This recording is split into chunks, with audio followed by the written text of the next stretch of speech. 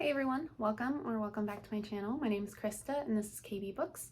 Today I'll be talking about all of the books that I read in the month of May. In total I read 11 books and overall I had a really good reading month. I think my average rating was somewhere around a 3.9. That's really good. I consider that a huge win for the month. So without further ado, let's get into it. Let's start talking about the books.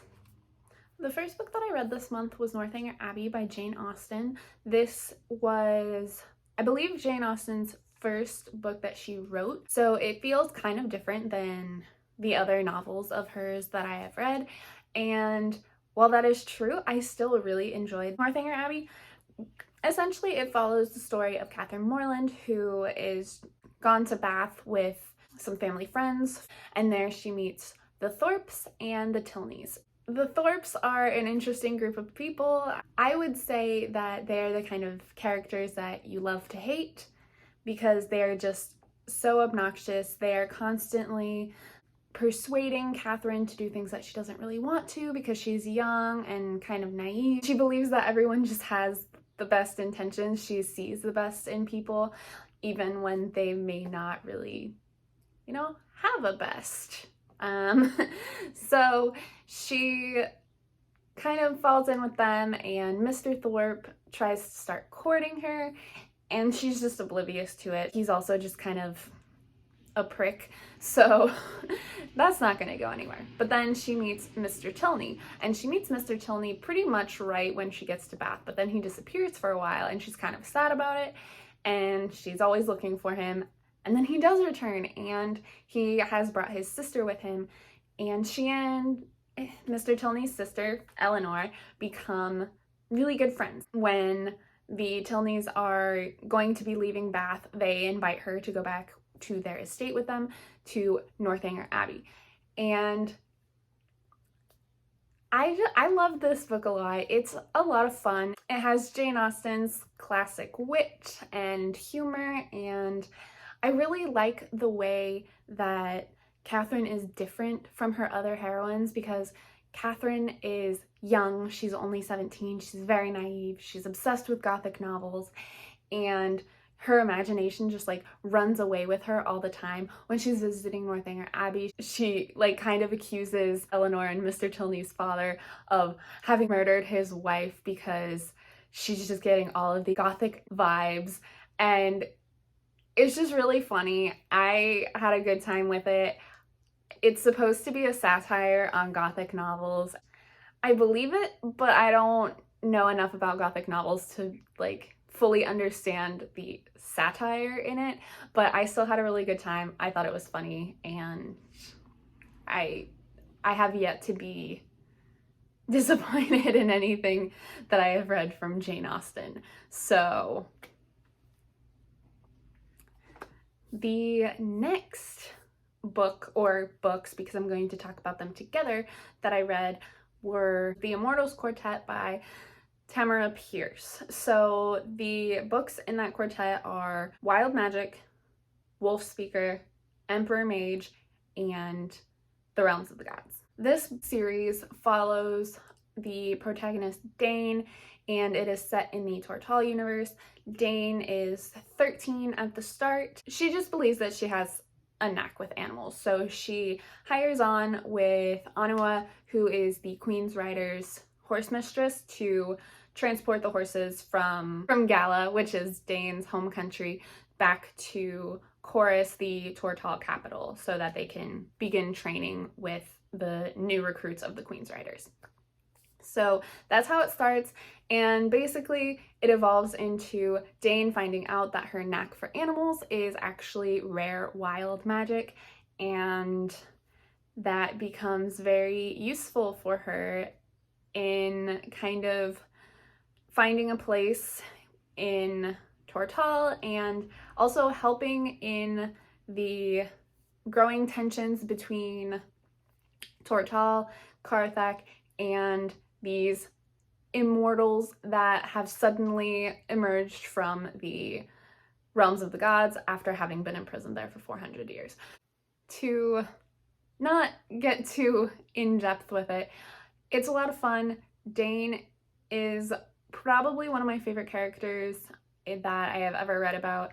I think part of that is because I have read these books multiple times, and Dane is one of the characters that I have enjoyed reading about the most, because when I was younger, I really wanted to be Dane because I love animals, and I thought it would be so cool to be able to like talk to them, to be able to like heal them, and it was very cool. And yeah, I just wanted to be Dane, okay?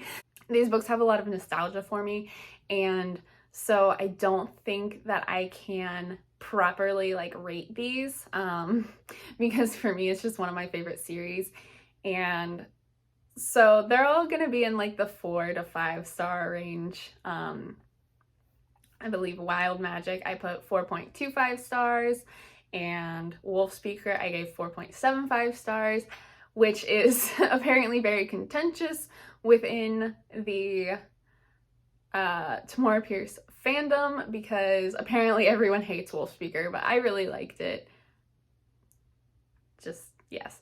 And then Emperor Mage is my favorite book in this series. I think it's just really interesting. I think the character of Ozorn is very intriguing, because there are some things where I'm a little bit like, So maybe a 4.75 is really more appropriate there. And then The Realms of the Gods is 4.5, because my biggest complaint with this one is they spend most of the time in the Realms of the Gods, and then they suddenly come back for the big final battle, and the big final battle is so short. Like, it could easily have been like 5 to 10 pages longer and been so much better. But I still love it. It's still a story that I've spent so much time on it, and yeah, I just really love this series. The 5th book that I read in the month of May was The Song of Everlasting Sorrow by Wang, Anyi. So The Song of Everlasting Sorrow was a work in translation, and I believe that the translation was really, really good, because I enjoyed the language and the writing style and all of that, but I wasn't really blown away with like the story or the plot or the characters, if that makes sense. Like, everything was written really poetically. It was beautiful. It sounded beautiful. There were some really interesting personifications of like Shanghai as a city. I remember there was a point where there was just a subsection of a chapter, I guess, where the author just talked about gossip and personified gossip, especially among the women in Shanghai. And I thought that was a really interesting part. But the thing is, once we got into actually like having characters and getting to know the characters, I did not like them. I didn't really care about reading about them. Like, I would have much rather read a book that was just like the beginning of The Song of Everlasting Sorrow, because it was just looking at all of these parts of Shanghai, and it was beautiful, and I loved it. And I'm pretty sure that the story itself is supposed to be about Shanghai, and it was just supposed to show the change in Shanghai from post-World War II up until sometime in the 80s, I think. And it was just following this one particular woman through her life, to kind of show that. But I didn't like her. I just like didn't connect with her as a character. Not to say that she was a bad character, just like not my cup of tea, you know?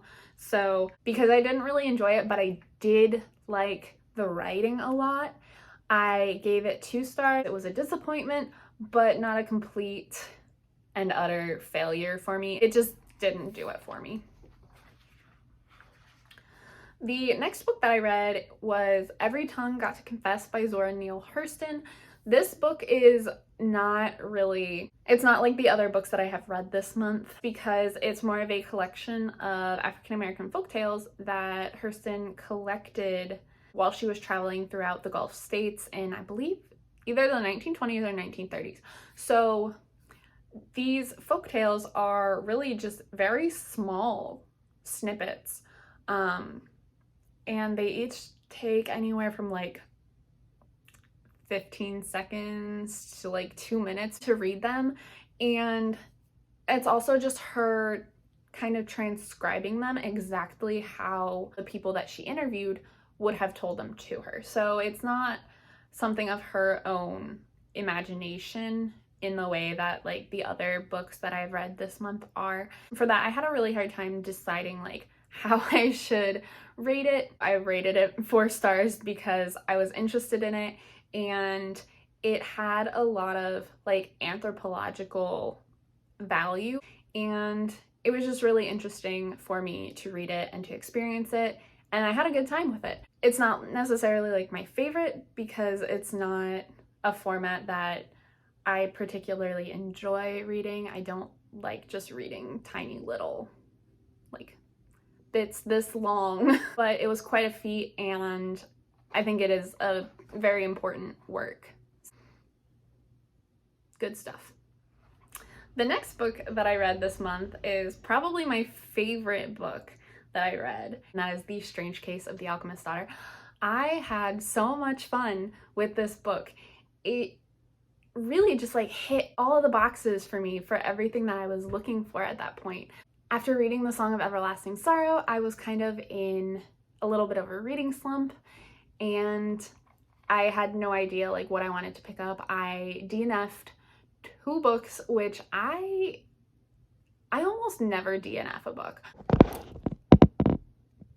I just knocked my camera over, so you're probably getting a slightly different view here. Sorry. So, oh no, I've forgotten where I was.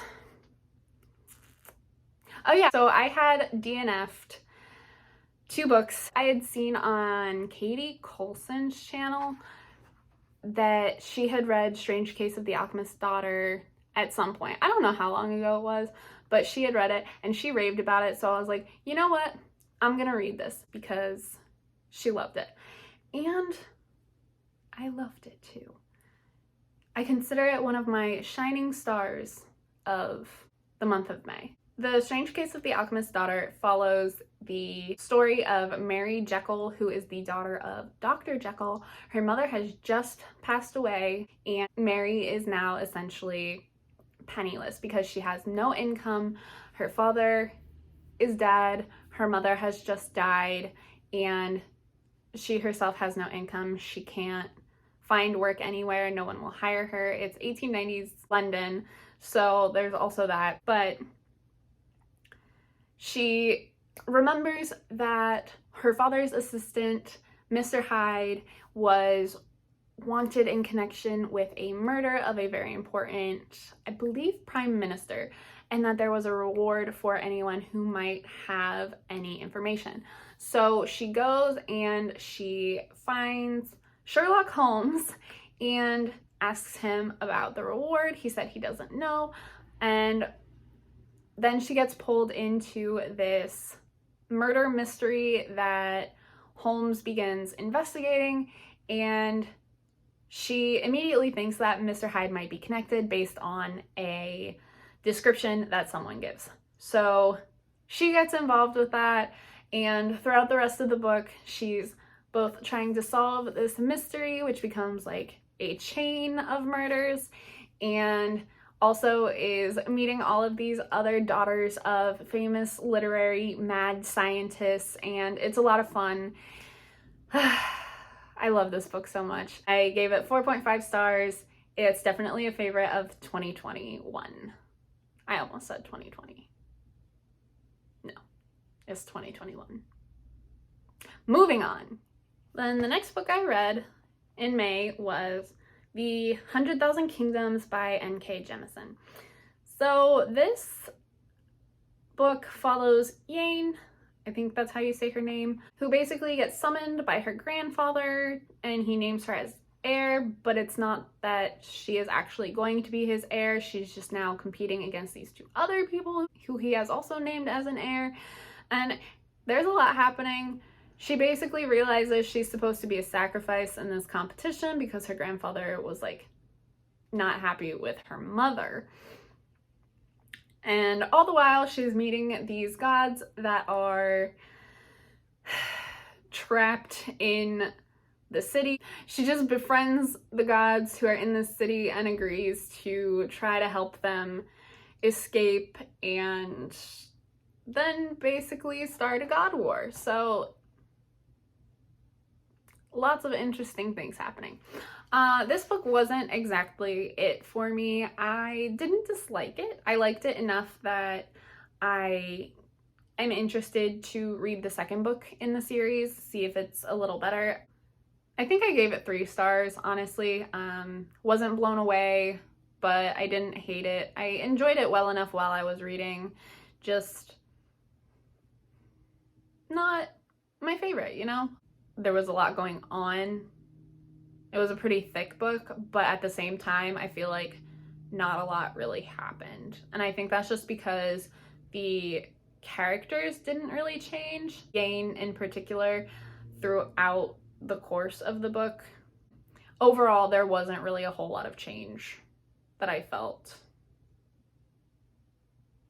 So, yeah. Next. The next book that I read was A Gentleman's Murder by Christopher Wang, and I really enjoyed this one. This follows Eric Peterkin, who is living in 1924 London, and he is a World War I veteran. So a lot of what this book focuses on has to do with World War I and other veterans because he is a member of this club that is specifically for military veterans. And there's a new member that is introduced right at the beginning, and this new member tells Peterkin that he is there to kind of right this great wrong, and then the next morning he ends up murdered. So Peterkin, for the sake of trying to finish this man's work in righting a great wrong, he decides that he's going to try to find the murderer, and a lot of other men in this club are telling him to lay off and leave it alone. The investigating detective is also telling him to not do anything about it. He's getting a lot of resistance from pretty much everyone who's telling him to, like, no, stop. But he is very stubborn and keeps going. He ultimately uncovers that this murder was to cover up some other shady things that happened during the war, and it's a whole big thing. Like I said, I really enjoyed it. My biggest complaint is that Peterkin was like not very sleuthy, you know, with mysteries. I'm thinking of like Franny Fisher or Jessica Fletcher from Murder, She Wrote. They're like pretty sneaky, you know, and they have a way of like getting information from people without just outright directly being like, hey, I'm investigating this murder. What can you tell me? Because if people are involved in something like that, they're not just gonna like straight up tell you what's going on.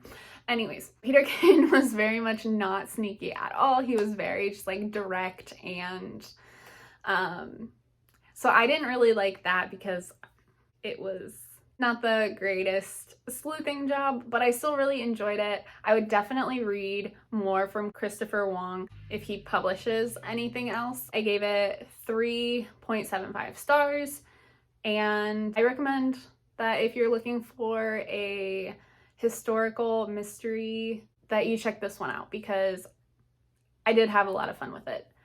I was almost able to solve the mystery, but there were a few things where I was like, don't know that. But I appreciated that it all made sense at the end, which is good, because sometimes it doesn't, and I'm going to talk about that when I talk about the next book that I read this month. The last book that I read in the month of May is A Study in Scarlet by Sir Arthur Conan Doyle. And for those of you who do not know, A Study in Scarlet is the first installment in the Sherlock Holmes canon.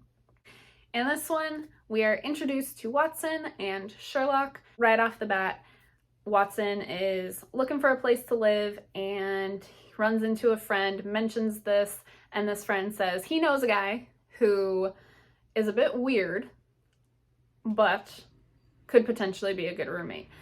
And he introduces Watson and Sherlock, and they decide that yes, they're gonna be roommates so that they can afford like a nicer place. They rent an apartment together, and from there, a lot of it is just Watson kind of observing Sherlock, and the story is told from Watson's perspective. There is a murder, of course, that Holmes goes to consult. Watson goes with him and is just really confused the whole time because to him it just looks like Sherlock is, walking back and forth, and obviously that is not what's happening. They eventually catch the murderer, and from there we get the backstory of the murderer, and then we get the explanation of how the heck Sherlock figured it out. This one was interesting. I enjoyed it for the fact that it was very fast-paced and pretty short. I read it, I believe, in about 3.5 hours. It wasn't my favorite because it's told from Watson's perspective. There's a lot of stuff that the readers miss. Sherlock doesn't really share what he's thinking. Most of what happens is happening in his head. He's not saying much to Watson or anyone else. He's just kind of figuring it out on his own, which means that there's not a lot of opportunity for the reader to kind of participate in the solving of the mystery. So at the end, when it's finally revealed and he explains how he did it, there are all of these things where it's like, yes, if I had seen that, or if that had been described to me, that would have made sense. But it really ends up just being the reader being told what happened, that's not my favorite thing. That's not really what I'm kind of looking for in a murder mystery or just any kind of mystery, really. I'm very much more of a participatory reader. I like to read and have little, snippets like, ooh, is this foreshadowing? Is this a clue? Is this a diversion to send us off onto this track instead of like the actual direction we should be going with it, and all of that stuff. So I'm intrigued enough to continue reading in the Sherlock Holmes canon, partly just because I really love classics. I also found the characters of Sherlock and Watson to be intriguing. That's about all I have to say on that. I gave it 3.5 stars because I still did enjoy it and it went by really quickly. If you're looking for the classic mystery series, try A Study in Scarlet. Get to know Sherlock Holmes. So that was everything that I read in the month of May. I had a really good reading month, and I am definitely hoping to keep up that momentum in June. Have another almost 4-star average month. That would be great. Let me know down below all the books that you read in the month of May, any books that maybe you think I should read in the month of June, or at any point really. It doesn't have to be in the month of June. If you liked this video, make sure that you hit the like button, subscribe to my channel. I have some other videos in the works that I'm really excited to share with you. Thank you for watching. Have a great day, and I will see you in my next video. Bye!